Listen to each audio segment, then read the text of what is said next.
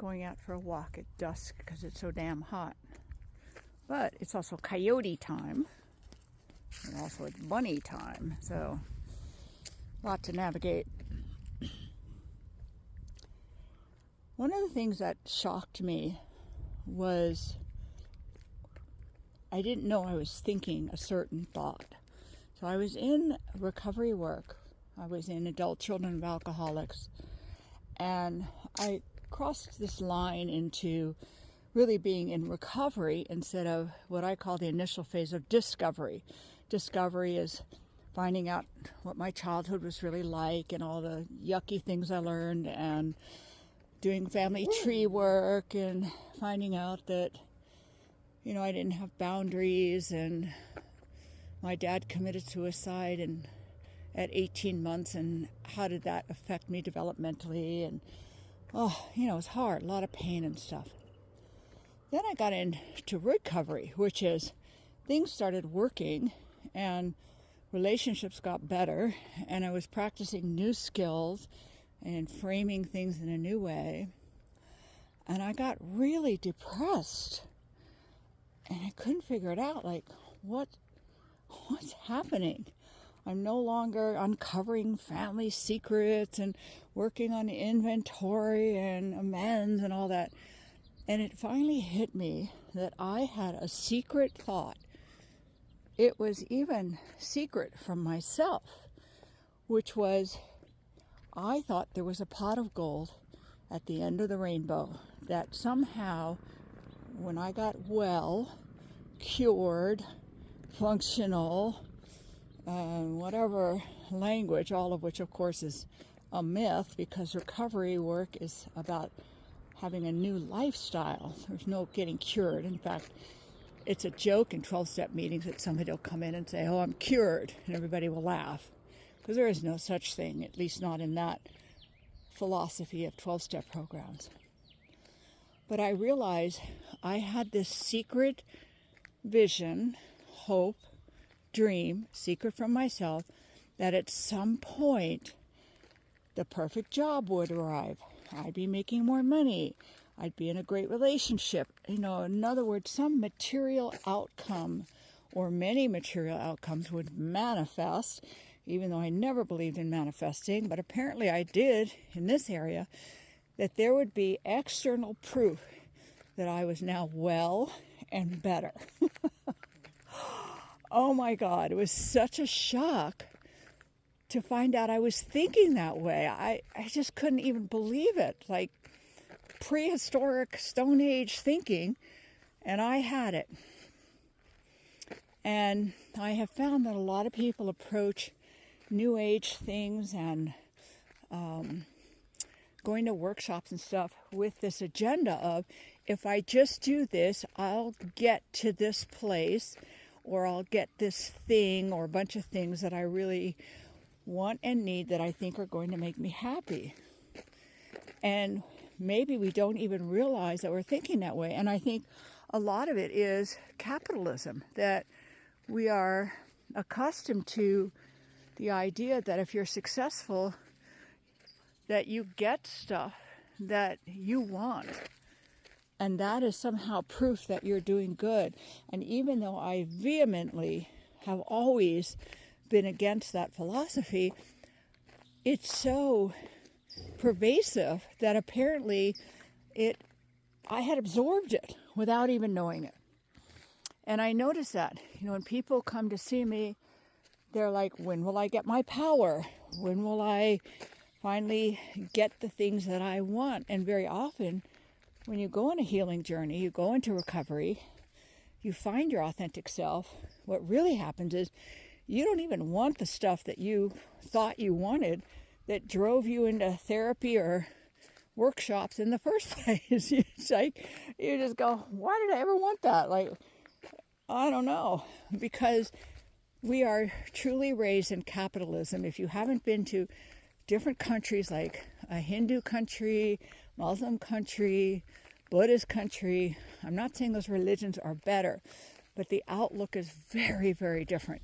If you haven't been to a collectivistic society, we are individualistic. If you study sociology, you will learn about these different things, they are not saturated in this kind of thinking that if I get something, it's proof that I'll be better or it will make me feel better. So one of the things you need to be careful of when you're doing work is sometimes, people do work and then they don't get the stuff they want. And then they go, oh, that was bullshit. That didn't work at all. Well, it did work. It just didn't work the way you thought it would work, which is you were hoping it would get you the guy, the girl, the money, the promotion, losing weight effortlessly, the new house, the new car, moving somewhere new, different relationship with your parents, etc. And I can just tell you, I was pretty well educated in my own journey when this happened to me. That's why it was so shocking. It wasn't like the early years. I had already done, 15 years, maybe more, of meditation and studied with channeled beings and knew that I was clairvoyant and psychic and precognitive and all this other stuff. And also knew a lot about psychology and been involved with running groups since I was 17. And here I am like 32 or something. And what the F? I still fell into that trap. So it's not so easy to go, I'll never do that. That was another thing I learned, is never to say, I'll never do that. Because I did it. Oh my goodness. And every once in a while I have to be careful. I still fall into it. If I just take this vitamin, if I just go to the gym and do this, I'll get this. And there's nothing wrong with having a little of that. Yes, if you go to the gym, you'll get muscles. You'll feel better. But make sure you're not trying to substitute the outer outcome for the inner work. When we do the inner work, the outer outcomes don't matter nearly as much, and sometimes they don't matter at all. And I know that sounds woo-woo and fluffy, but I have found it to be a hard truth. I just want to remind you, I have online groups. They're starting to function. I stopped doing them years ago, started redoing them because my local audience with our new president is more conservative than ever. So I am more unpopular than ever locally and have to go back to a more international population because the local folks, I am now on the wrong side of the Trump culture at this point. And I don't hide that because I do believe that if we want the world to be a better place, we should speak up for what we want. And even if I don't agree with you, you have a right to speak up. But I'm not going to hide in a corner and try to be neutral in order to get more business, which I think some people do. And I do have friends and people I know that are white supremacists in their language, great people. They don't know any better. I have friends that think Jesus sent Trump to save the human race. And I have friends that think Trump overall is a great businessman. I disagree with all of that. And I like all the people who say that. And I listen to them to see how they got to where they got to and what they're thinking. Because that to me is what democracy is about. It is about diversity. You don't get to be a dictator libtard. And you don't get to be a dictator fascist either. So I went back to online groups because I had to move away from the local population. If you're interested, check them out on my website. They're easy to come to, no commitment. They're really great. Big things happen in them.